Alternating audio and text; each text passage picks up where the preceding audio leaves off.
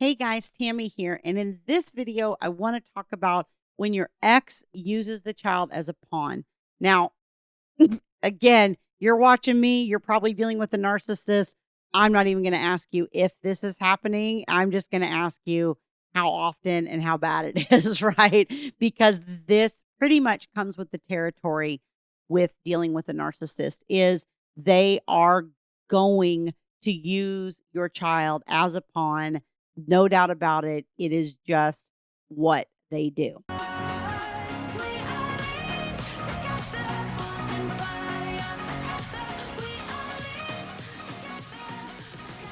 As we dive into the topic, as always, if you like this content, please hit like on the video. Please also subscribe to the channel so that you get notified as new videos are released. And please, please, please share this on social media, Facebook, Instagram, wherever you, whatever your platform is, because so many people need help in dealing with these difficult child custody situations. And let's face it, the information can be really difficult to come by. It can send you down many rabbit holes. I know I went through that experience in the very beginning myself. That's part of what has led me here. So, all right. So when they're using the child as a pawn, this is really frustrating because we're used to protecting our children, right? We're used to taking care of them. And now they're kind of in this situation where we can actively see this other person kind of either manipulating them or using them to get at us. And they don't always see it. And this looks different at different ages. Depending on the age of your child, this is going to manifest a little bit differently. I find that using the child as a pawn is fairly difficult below the age of 5. It's fair, and I say fairly because I'm not saying it's impossible. I definitely have clients that have children very young that are definitely used as a pawn. I think the difference is below that age, you can't manipulate the child themselves as much, or it's harder. They use the child more to get to you at that age. It's harder to influence the child directly. And I think when they get in that 6, 7, 8, 9-year-old range, that's where you can kind of promise the sun, moon, and stars, buy their affection, different things before they've had a chance to really be able to discern what's happening. And then when they start getting into 11, 12, 13, this is really where the blinders kind of come off. And you'll really start seeing your child particularly not sharing much information about what happens in the other home. Before 5, they're not really able to share information.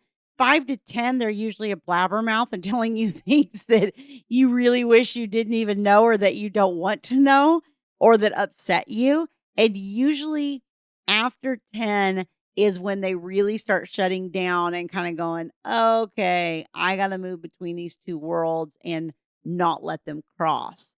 And then when they get into 15, 16, 17, that's really where they start kind of worrying more about themselves and what they want. And this is the point where a lot of times we'll see them say, I don't want to go to the other parents, and I don't want to do this, and I don't want to be manipulated anymore, and I don't want to be put in the middle, and I just want to live my life and have my friends and not, go through all of this. So it is different at different ages. And the main problem that you have in this type of situation is these types of behaviors are really difficult for the court to control, because they really kind of come under that sort of submersive, kind of coercive type of control that's really kind of under the radar and hidden. As a judge, like, they just don't really have a lot of tools in their arsenal that will be able to eliminate using the child as a pawn, because it's so individual and it's so different in every situation, and it's very subtle a lot of the times. You kind of know what's going on because you know the person and you know the tactics that they use, but trying to explain that to somebody else, it doesn't always translate. And even if the court does pick up on it and does believe you, again, still, there's just not a lot they can order to solve the problem. I mean, one of the questions that I've heard my husband say this to clients over and over, one of the questions you have to ask yourself is, what order can the court make to solve this problem? Like, what can the court do? If you're going in to have the court admonish the other parent or tell them that they need to do something that's already in your orders, or to just hear you and know what's going on and acknowledge that they're a jerk, any of those types of things, not gonna help at all, and probably not gonna happen, a lot of it.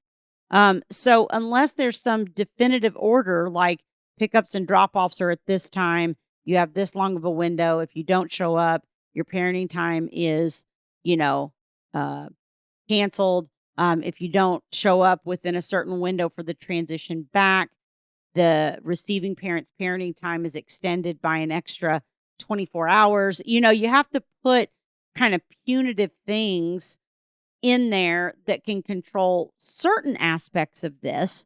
But again, the things that are more subtle and are more kind of getting in the child's head, there's really not a good thing a good order that the court can make for that. I had a client today that said she has a teenager, and she said, I feel like dad manipulates the teenager because he sends like all these pictures of past memories and past things that they did that, we did together or whatever when the child was, a baby or younger or whatever. She said, I just, that's so manipulative, and I know he's emotionally manipulating the child, and I just don't know what to do.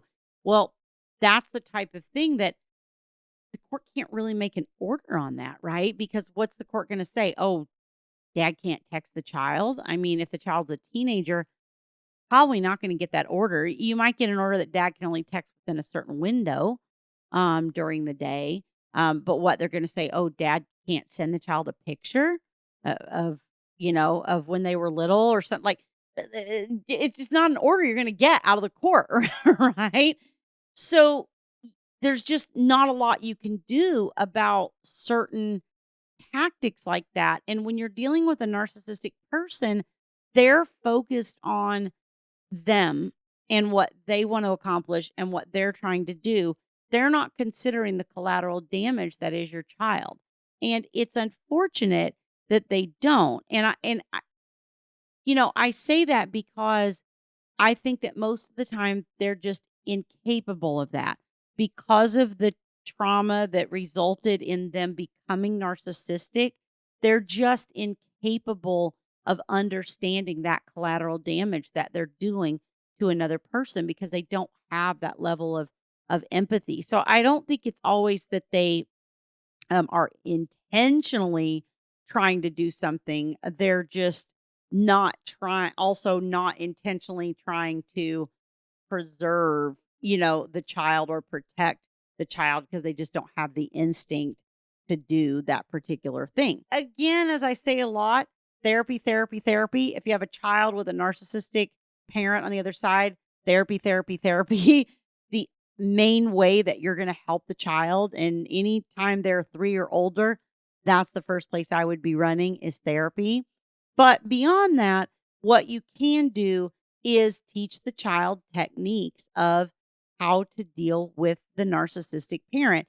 Now, by saying that, I don't mean butt your nose in or read the text or engage the child in how they feel about it or try to have this conversation.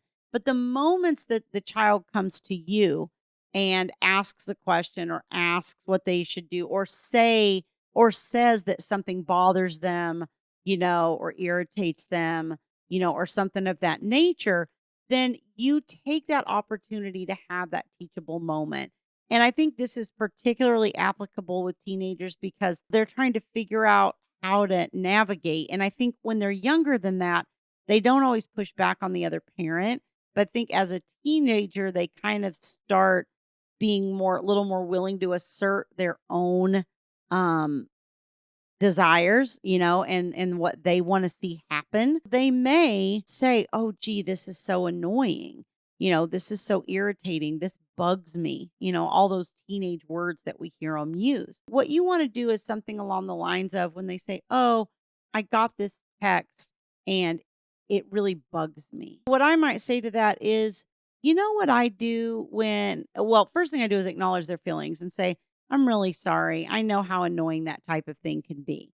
Now, don't say, oh, I'm sorry. I know how annoying your other parent is. I know how annoying mom or dad is. Okay. Don't be real direct like that, because that's going to be seen as, possibly you trying to alienate them or interfere in that relationship or whatever. And so you just want to acknowledge, I understand. I've dealt with that kind of thing before where people behave that way. And you know what I like to do when I get that kind of message?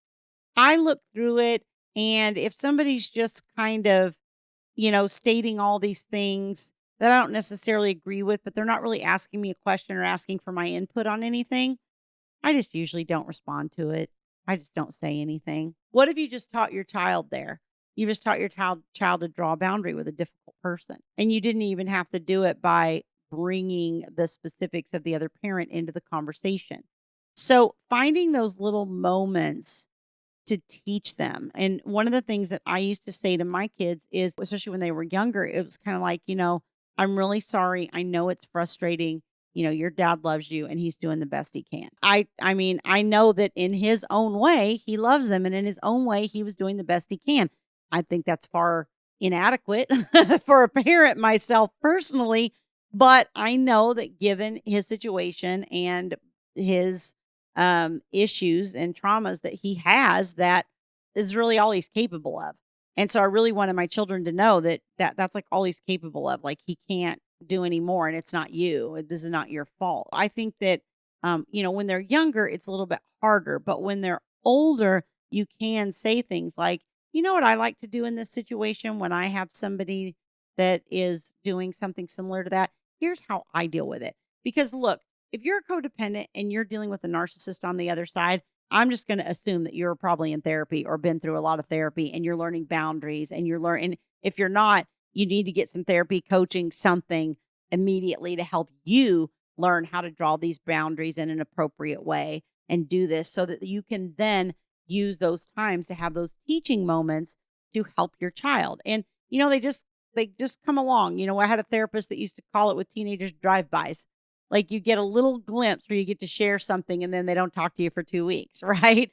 So you have to take those little moments as they come with your children and use that opportunity as a teaching moment. One of the things that will help you is to view this as life lessons that are going to serve them from here on in, right? And how to deal with people trying to manipulate them and use them, because their parent is not going to be the last person in the world that tries to manipulate and use them for their own gain. Let's face it, that's just not reality. So we're going to give them, as much as we can, the skills to manage that, not only with their parent, but also with any future people they come in contact with that are like this. So a lot of times this can help your child avoid being in a codependent narcissistic relationship down the road, which is something I think we all would say that we definitely want for our children. I hope that's helpful. If you'd like to learn more about my coaching services, you can go to divorceuniversityonline.com/VIP-coaching. There's a link on that page. You can book a time for a free consultation to speak to one of my staff and learn how I might be able to help support you on this journey. Talk to you next time. We'll grow in number, fueled by them to see the